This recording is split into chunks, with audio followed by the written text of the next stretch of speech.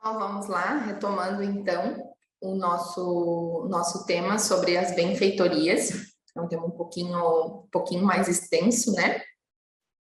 E aí, o que eu queria falar, né, agora com vocês, é que a coisa mais comum que tem, né, principalmente nas locações comerciais, é ser necessário, né, uma reforma no imóvel, a realização de benfeitorias para que aquele imóvel se adeque à necessidade do locatário para o exercício da atividade comercial dele. Como o exemplo que eu dei aqui do meu escritório, a sala era nova, nunca ninguém tinha utilizado a sala, novinha, tudo. No entanto, eu precisei inserir divisórias, né? Então, eu precisei da autorização do locador para fazer essas reformas. Eu preciso dessa autorização e eu já coloquei no meu contrato não apenas a autorização acerca disso, mas inclusive a minha futura indenização. Então, é muito comum que seja necessário, né, que em locações comerciais os locatários eles precisem fazer essas alterações para adequar ali o imóvel à sua necessidade. Só que isso não pode ser feito ao bel prazer do locatário. Ele precisa sim da anuência, da concordância do locador, porque senão, eventualmente, ele não será ressarcido, indenizado, e essa falta de autorização também pode levar ao desfazimento da locação, à quebra daquela locação, porque ele está descumprindo aí um dever dele também de levar ao conhecimento do locador toda e qualquer situação ali que envolve aquela locação. Então, tem que sempre existir esse relacionamento locador, locatário, ou então com quem estiver administrando aquela locação, uma imobiliária, o administrador daquela locação. Uma outra situação é com relação a está previsto que o locatário será indenizado pelas benfeitorias úteis e necessárias, e o locador ele não ressarce, né? E aí existe o direito de retenção, e o porquê que existe esse direito, né, do locatário ele buscar essa indenização, porque isso é considerado um enriquecimento ilícito do locador, porque ele vai usufruir daquela benfeitoria que foi realizada no imóvel dele. Todas as benfeitorias serão tidas por proveito dele, no imóvel dele. Ele ficará com o imóvel ao final da locação. Então, ele não indenizar, uma vez que está disposto no contrato o direito à indenização, então seria um enriquecimento ilícito do locador. Pode ser que esteja disposto no contrato o direito à indenização, como pode tão somente não constar cláusula nenhuma. Não constando cláusula nenhuma, vai prevalecer o disposto na lei. E a lei diz que é indenizável, exceto disposição contratual em contrário. Por isso a importância de um contrato bem redigido, por isso a importância de um assessoramento e de se saber o que se está fazendo. O contrato ele deve ser muito bem elaborado. Ah, não é só colocar uma cláusula ali, não. Outra situação que surge muito é com relação aos eventos da natureza. Aqui no litoral de Santa Catarina acontecem muitos temporais, ainda mais em época de temporada, temporais em época de temporada, até combinou. E com esses temporais, vem destelhamento das casas, enchente, e geram muitos prejuízos, muitos danos no imóvel e também aos locatários. E aí surge aquela dúvida: quem é responsável por reparar os danos causados no imóvel em decorrência desses eventos da natureza? E aí, por mais que muitas vezes os locadores entendam ser injusto, porque não foi culpa deles e porque eles não estavam no imóvel, o dever de reparar os danos nessa situação é do locador. Porque a lei do inclinato diz, lá no artigo 22, que é dever do locador manter o uso e a destinação do imóvel. Então, veio um temporal e destelhou a casa inteira. Quem vai ter o dever de reparar aquele dano no telhado daquele imóvel? O locador, e não o locatário. Agora, vamos supor a seguinte situação. Vamos supor, não, porque a gente vê acontecer, né?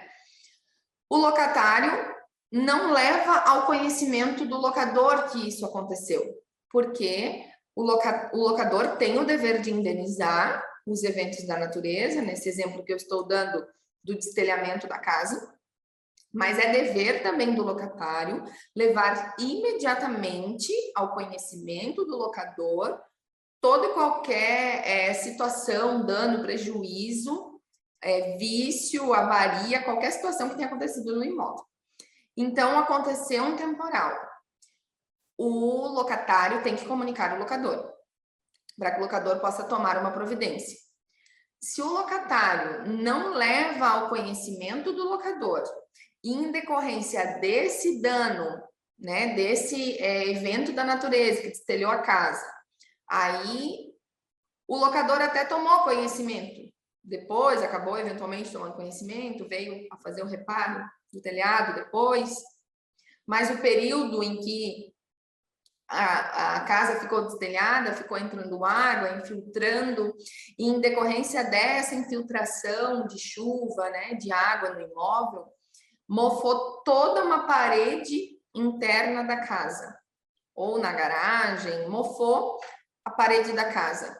Será responsabilidade do locador fazer esse reparo? Não, de forma alguma, porque esse dano decorrente do primeiro dano que ocorreu no imóvel em decorrência do evento da natureza foi culpa do locatário por não ter levado ao conhecimento do locador imediatamente, por não ter tomado nenhuma providência para evitar que aquele segundo dano ocorresse no imóvel. Então, é muito importante que tudo fique muito comprovado, que tudo fique muito documentado. O locatário tem que se certificar de todas as formas de que ele está procedendo da maneira correta para evitar que ele seja, lá na frente, responsabilizado. Esses dias eu conversava com uma colega lá do estado do Rio de Janeiro e nós, na verdade, conversávamos numa live e a gente não se conhece pessoalmente. E ela é expert em locações. Na verdade, ela só trabalha com locações. E nós estávamos conversando bem sobre esse tema, sobre benfeitorias. E o quanto é análise de caso concreto mesmo, saber se é o locador que vai ter que reparar, se é o locatário, se cabe indenização, se não cabe indenização. É uma linha muito tênue. Por quê? Porque o locatário, ele tem o dever de manter e conservar o imóvel. Então, se qualquer prejuízo venha a acontecer naquele imóvel, que ficar comprovado que aquele prejuízo aconteceu por falta de conservação e manutenção do imóvel, a consequência desse segundo dano, desse dano decorrente, será do locatário. E aí nós conversávamos de um exemplo de um cano que estourou na pia de uma cozinha. Eu não sei como é que chama, que eu não conheço os termos técnicos, porque vocês me perdoem, porque eu não estudo esses termos aí, né, de tubulações, né, essas conexões, eu não entendo desses termos aí. Mas foi o início do cano ali, que vai para o sifão da pia, aquele que fica encostadinho na parede, ele estourou e molhou a cozinha inteira. E a cozinha era uma cozinha sob medida, que era do imóvel, não era do locatário. E o locador entendeu que o locatário teria que indenizar, porque estragou, né, ali toda a cozinha, e o locatário entendeu que não, porque aquele dano ali não foi ele que ocasionou, que aquilo ali foi por desgaste, utilização do imóvel e como estava velho, acabou estourando, então ele também não teria que arcar com aquele prejuízo. E aí, nós duas conversando, ela entendeu, né, essa colega, que caberia ao locatário, como ele tem o dever de conservar e manter o imóvel, ter trocado aquilo ali como uma forma de conservação, de manutenção, porque se ele tivesse trocado, ele teria evitado que aquele prejuízo tivesse ali acontecido. Até porque não teria como o locador ali prever essa situação também, porque não é ele que está ali na utilização do imóvel. Então, vejam que é uma situação muito de caso concreto realmente, e que eventualmente numa briga, não se chegando num acordo, é necessário perícia judicial, numa briga judicial, numa discussão, um perito nomeado pelo juiz para que seja, para que se tenha uma opinião aí de um terceiro. Com relação às indenizações dessas benfeitorias, pode ser abatido do aluguel? Pode, mas o locatário vai fazer isso por livre e espontânea vontade. Ah, eu gastei esse mês R$600 aqui com umas benfeitorias que eu fiz no imóvel, como o locador me autorizou a fazer a benfeitoria, mês que vem eu não vou pagar o aluguel completo e já vou abater. Não, ele não pode fazer isso de forma automática. Isso tem que estar previamente previsto no contrato, o caso de abatimento nos valores de aluguel, ou tem que estar expressamente autorizado em documento próprio pelo locador. Senão, ele deve guardar os comprovantes para cobrar ao final da locação, ou ele pode imediatamente cobrar, mas daí em ação própria de cobrança. Não ele sozinho ali abater da locação.